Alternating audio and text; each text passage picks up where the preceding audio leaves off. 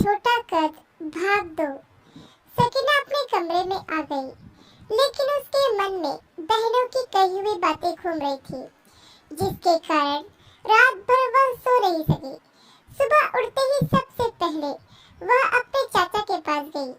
उसके चाचा ने मुस्कुराते हुए कहा, अरे सकीना, बेटा तुम इतनी सुबह यहाँ, क्या बात है?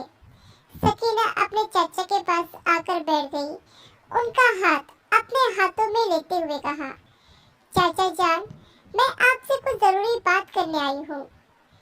कैसी जरूरी बात? चाचा ने आश्चर्यचकित होकर पूछा।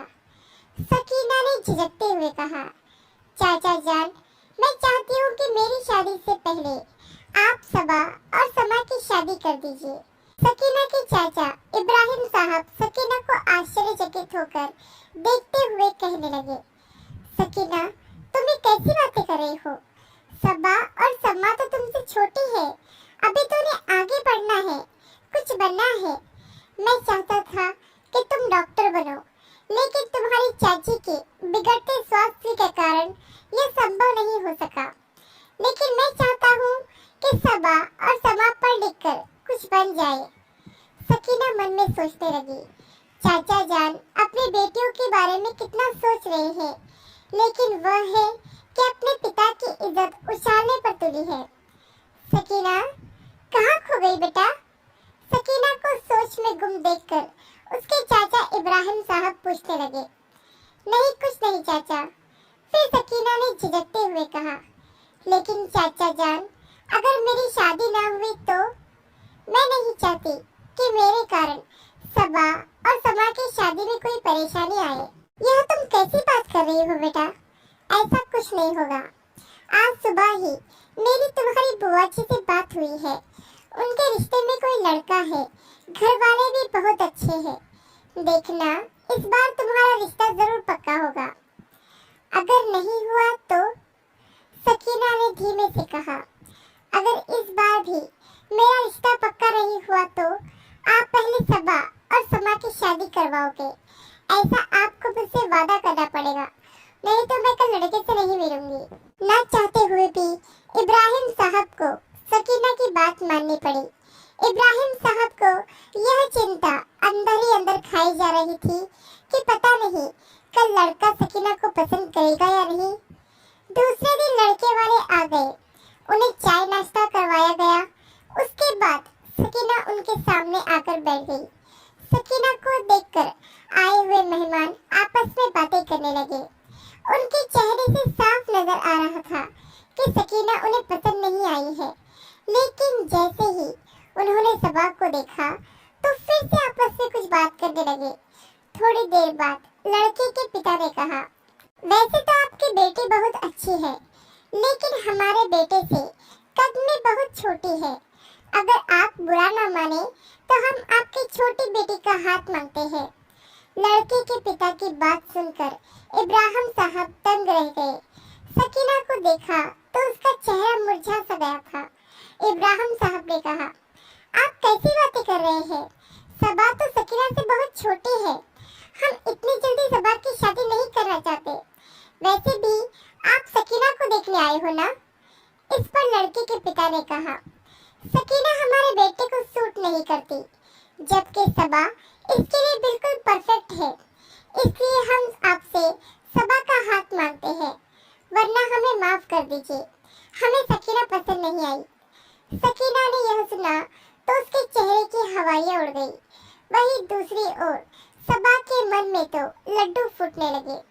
इससे पहले कि इब्राहिम साहब कुछ कह पाते, सकीना उन्हें अपने साथ कमरे में ले गई। सकीना अपने चाचा जान को समझाने लगी, चाचा जान, आप इस रिश्ते को हाँ कह दीजिए। लड़का और घर वाले बहुत अच्छे हैं, सबा बहुत खुश रहेगी।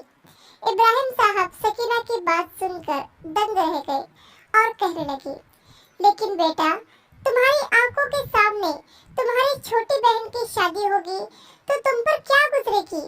और लोग क्या कहेंगे कि इब्राहिम साहब ने अपनी यतीम भतीजी के बारे में नहीं सोचा और अपनी बेटी का रिश्ता तय कर दिया? नहीं, मैं उनको मना कर देता हूँ। आप लोगों की फिक्र ना करें, वह 4 दिन बातें बनाएंगे और फिर खामोश हो जाएंगे। आप सिर्फ सबा के बारे में सोचिए। आप मेरी फिक्र भी ना करें, मैं ठीक हूँ। यह रिश्ता सबा के लिए बहुत अच्छा है। आप प्लीज इस रिश्ते के लिए हाँ कह दीजिए। अपने चाचा जान का हाथ पकड़कर सकीना उन्हें समझाने लगी। इब्राहिम साहब का दिल तो नहीं कर रहा था, लेकिन सकीना की खुशी के लिए उन्होंने इस रिश्ते के लिए हाँ कह दिया। सकीना को बुरा तो लग रहा था कि इस बार भी इसका रिश्ता पक्का नहीं हो पाया, लेकिन इस बात की खुशी भी थी कि अब उसकी बहनें कोई गलत कदम नहीं उठाएगी और उसके चाचा जान की इज्जत भी बची रहेगी। उसे अपनी खुशी से ज्यादा अपने चाचा जान की इज्जत प्यारी थी। सबा का रिश्ता पक्का होते ही समा के लिए भी रिश्ते आने शुरू हो गए। थोड़े ही दिनों में समा का रिश्ता भी पक्का हो गया, जो सबा के ससुरालियों में से ही था। सबा और समा को अपना रिश्ता पक्का होने पर बहुत घमंड महसूस हो रहा था और साथ ही उन्हें सकीना की हालत पर हंसी भी आ रही थी। अपनी सहेलियों के सामने सकीना का मजाक उड़ाते हुए सबा कहने लगी, सिर्फ खूबसूरती से कुछ नहीं होता, कद काठी भी अच्छी होनी चाहिए, तभी तो अच्छे रिश्ते मिलते हैं। वरना तो कुछ लोग नाटे होने के कारण कुंवारे ही मर जाते हैं। सबा और समा की सहेलियां सकीना को देखकर हंसने लगी, लेकिन बेचारी सकीना सब्र का घूंट पीकर खामोश रही। देखते ही देखते सबा और समा की शादी की तारीख भी पक्की हो गई और सारे मेहमान आने शुरू हो गए। शादी का दिन भी आ गया। सकीना आगे बढ़कर मेहमानों का स्वागत कर रही थी और शादी में आगे बढ़ चढ़कर सारे काम कर रही थी। शादी में लोग तरह तरह की बातें कर रहे थे। कुछ लोगों को सकीना पर तरस आ रहा था, तो कुछ लोग उस पर हंस भी रहे थे और उसे ताने मारने का कोई मौका नहीं छोड़ रहे थे। यह सब देखकर सकीना के चाचा चाची को बहुत दुख हो रहा था और वो ईश्वर से प्रार्थना करने लगे कि सकीना के लिए भी बहुत अच्छा वर मिले, जो उसे उसकी कमी के साथ अपनाए, उसे खुश रखे जिस तरह वो दूसरों की खुशी चाहती है। लोगों के ताने सुनने के बाद भी सकीना खामोशी के साथ मुस्कुराते हुए सबका स्वागत कर रही थी। ऐसा नहीं था कि उसे बुरा नहीं लग रहा था, मगर वह अपने चाचा जान के लिए मजबूत बनी हुई थी। खैर, सबा और समा की शादी धूमधाम से हो गई। आगे की कहानी अगले भाग में। आशा करती हूँ आपको ये कहानी पसंद आई होगी। इस कहानी पर आपकी क्या राय है हमें कमेंट करके जरूर बताइए। कहानी पसंद आई हो तो लाइक और शेयर करना बिल्कुल भी ना भूलिए। चैनल पर नए हो तो चैनल को सब्सक्राइब जरूर कीजिए। कहानी